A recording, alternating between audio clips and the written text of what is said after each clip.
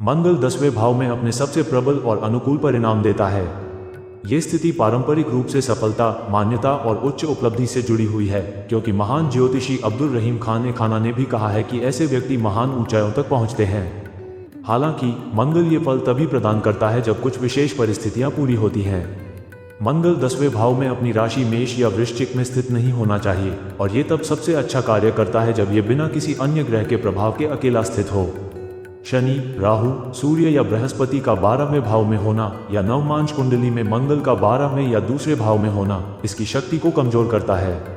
मंगल और 10वें भाव के स्वामी का संबंध भी महत्वपूर्ण है। यदि 10वें भाव का स्वामी प्रतिकूल स्थिति में हो या मंगल पर प्रतिबंधात्मक दृष्टि डालता हो तो परिणाम कम हो जाते हैं। इसके अतिरिक्त छठे या 8वें भाव में बृहस्पति मंगल की पूर्ण प्रभावशीलता में बाधा डाल सकता है।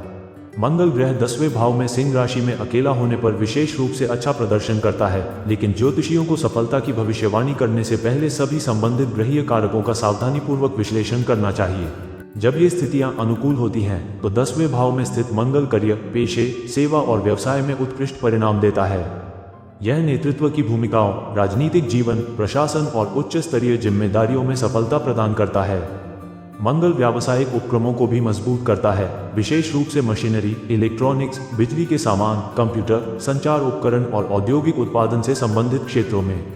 यह उद्यमशीलता को प्रोत्साहित करता है और अक्सर रियल एस्टेट, संपत्ति सट्टेबाजी, निर्माण और ब्रोकरेज के माध्यम से लाभ दिलाता है। हालांकि जब मंगल 10वें भाव में मिथुन राशि में स्थित होता है तो परिणाम कमजोर हो जाते हैं, क्योंकि मंगल 3वें और 8वें भाव का स्वामी बन जाता है और बुध के प्रभाव में आता है, जो स्वाभाविक रूप से मंगल की ऊर्जा के साथ असंगत है। ऐसे मामलों में व्यक्ति अपने करियर में संघर्ष कर सकते हैं, राजनीतिक अवसर प्राप्त करने में विफल हो सकते हैं या देरी से मान्यता प्राप्त कर सकते हैं।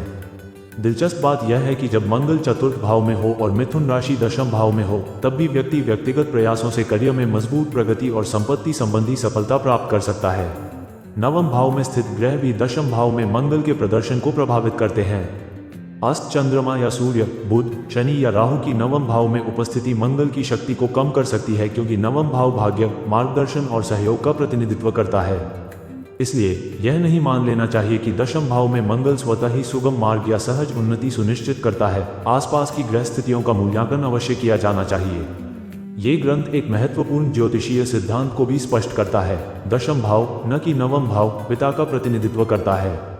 9वां भाव पिता से प्राप्त विरासत या संपत्ति से संबंधित है, लेकिन एक व्यक्ति के रूप में पिता का 10वां भाव दर्शाता है। 10वें भाव में अकेला मंगल आमतौर पर पिता और संतान के बीच स्वस्थ और सम्मानजनक संबंध बनाता है, चाहे वे साथ काम करते हों, एक ही पेशा अपनाते हों या एक ही स्थान पर रहते हों।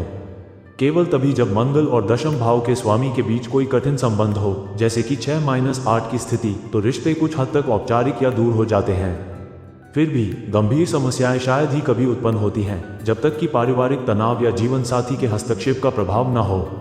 जब ये संतुलन बना रहता है तो 10वें भाव में स्थित मंगल आमतौर पर व्यावसायिक सफलता और पिता के साथ सम्मानजनक संबंध दोनों को बढ़ावा देता है।